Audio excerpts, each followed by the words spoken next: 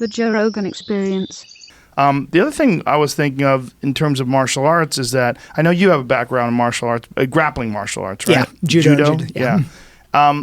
That wouldn't be so good for that unless you had some sort of a working dummy that was programmed that I think could be possible. Yeah, I actually made a pitch that what I would like to see from a martial arts standpoint there is immersive instructionals, where when you set up the modern cameras right for the 180 stereo VR, it does give you this extra sense of depth that for a lot of things, like if you're looking at instructional, sometimes it's a little hard to see exactly where the hands are in the different areas. And I think that there's some value for a lot of training aspects for virtual reality. And in fact, that's like Walmart's doing a ton of work with that. And there are a lot of companies that one of the side effects of that, of putting a VR headset on, is you are forced to pay attention, where if you're a company like Walmart training people, you expect most people wind up having their phone out, they're not paying attention, but put them inside the headset, they have, it's almost the Clockwork Orange stretching the eyes up. They have no choice but to pay attention. But if it's important and you're training them for something that matters,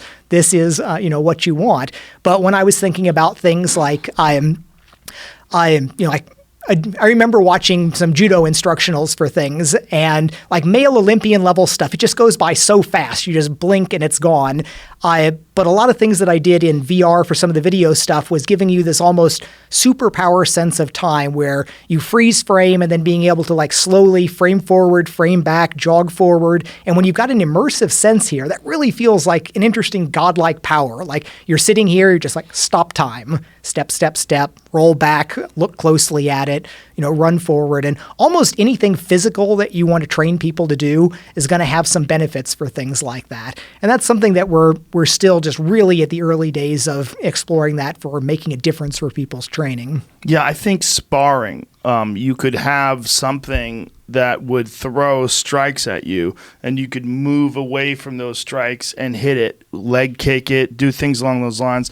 The problem would be that you're not hitting anything. Yeah. That's the only problem. Yeah, but there's certainly some valuable things you could do there. And I have a friend that has a stick fighting background. When I showed him Beat Saber, he was like, oh, immediately you have to do some stick training thing for this. And yeah, clearly where even if you're not hitting things there, but that sense of getting the motion, figuring out how to move around, the situational awareness, and there's probably some things to do there. It is a stretch to imagine some kind of a head-mounted display involved in actual grappling in any way, but That's the big stretch. Yeah, because also you would have the only thing I was thinking is you could have like a dummy, like a robot mechanized dummy that has crude movement, but it does understand it can throw punches and kicks, and it's programmed, and you could kind of spar with this thing in a virtual world, and that thing also connects to the system, so it understands where you are, it understands what you're doing. Martial arts robots punching people. Yes. That could go poorly. Go very poorly.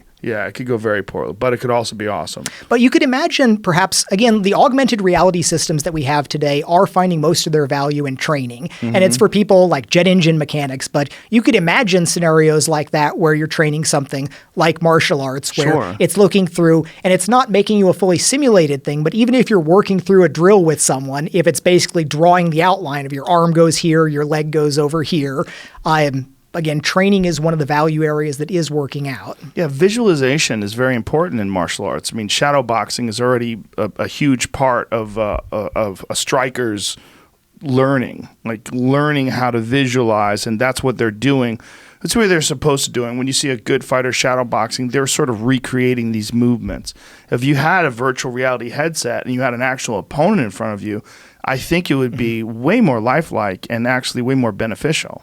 In fact, there are a bunch of football teams that are using VR for some of their training, which largely is kind of visualizing the way plays are going to go. It's not like they have virtual versions of everything, but that sense of being able to get it, to see what it would look like when it's going right, to kind of lock it into your mind, has some value. It seems to me that something like the Void, which is really fun to do, you could see in the future as technology improves, having Quake-like competitions in some sort of enormous warehouse environment with other players. That's been one of the real visions from early days. And in fact, last year, we cobbled together a demo at Oculus Connect, our big kind of convention, which is the new one's next month here. But we had a large area set up, and you had this game called Dead and Buried, which is kind of a cowboy zombie shooting thing. But we had a bunch of people that could play in one common, enormous shared area. And it was amazingly cool. And everybody's like, well, when do we get to play with this? And this was all held together with duct tape sort of experience. That's a lot of hard work to turn it real. But this warehouse scale stuff, there are a number of companies that are trying to do this with various bits of technology. Here we go. Jamie just pulled something up. What that idea of that was where you could set up people are crouching behind real things. In their virtual headset, this is all kind of zombie Western themed stuff. And they can put their hand on real things there. They can move around, draw a bead on people. And then you've got another person there with a tablet, which is a window into the virtual world. So they could look at that and see the whole, the way it's all drawn in style, the way the people are rendered inside it.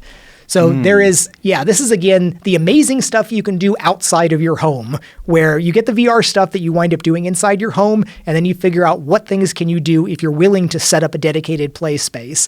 And this is people not moving around too much. It's mostly kind of a cover-based thing, but there are companies that have people kind of charging around in pads, with a virtual world that they can skin in all sorts of different ways. And it's all exciting. And so we're getting an image of what it looks like to the people that are playing it. So, and as things get more and more accurate in terms of what you're seeing and more realistic, you could conceivably be jumping up and down on boxes and running up ladders and things along those lines, and actually doing it in the virtual world as well as in the real world. Yeah. So right now, like if you've done the Void, you can tell there's like a little gap between reality and you wouldn't want to do like a diving grab at a ladder rung, but you can see that there are things we need to fix to get there, but that's all possible. There's no can't be done sort of thing there. And eventually you won't even need to be holding a controller. It'll be able to track your whole body just from cameras and work all the kind of computer vision magic out from that.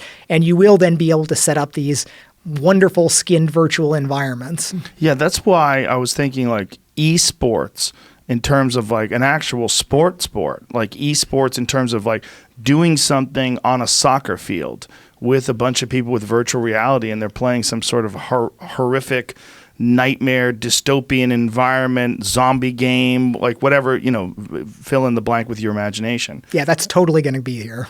Wow. How far away are we from that? So a lot of it depends on kind of company plans where we don't have... People pester us about the technical hooks for things like this. And the people that are doing it themselves, like the Void, they put their own tracking technology on top of it because ours isn't set up publicly in a way that they can do that. So it's a lot of work for people to do it. We will eventually commercialize it so that you can set things up more easily out of the box.